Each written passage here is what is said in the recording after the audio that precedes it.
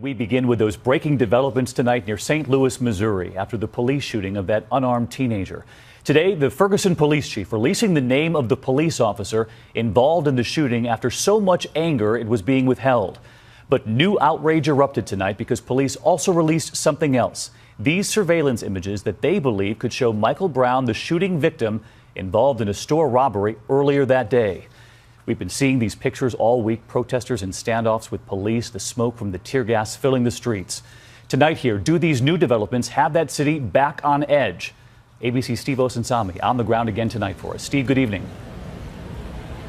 Good evening, David. The name of that officer is one of the things that all of the people out on the streets tonight in support of this family wanted to hear. But today, police also painted a different picture of the teenage victim.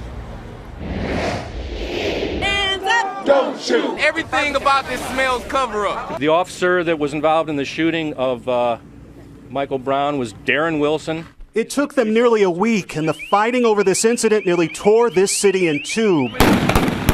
But today, Ferguson City Police are finally sharing that it was 28-year-old police officer Darren Wilson who shot and killed this unarmed black teenager Saturday afternoon. He's been a police officer for 6 years, has had no disciplinary action taken against him.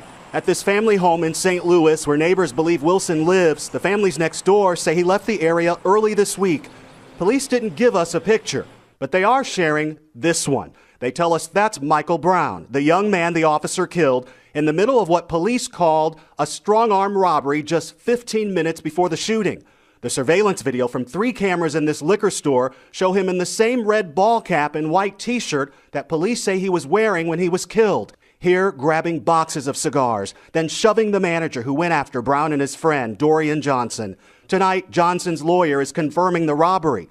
Today, police said that at the time of the shooting, Wilson didn't know the teen was a suspect. But in his initial police report, Officer Wilson says he was given a description by dispatch of a black male in a white t-shirt. That was no robbery. Many black families here are refusing to believe this story. I could be unarmed, get out the car, they gonna shoot me, and then say I tried to rob, or they thought I tried to rob somebody. Oh no, man, it's crazy. Telling me even if it's true, the officer had no right to shoot the young man dead. It's gonna happen to another black person. State Highway Patrol Captain Ron Johnson, a son of this city, had made such a difference Thursday, walking side by side with protesters.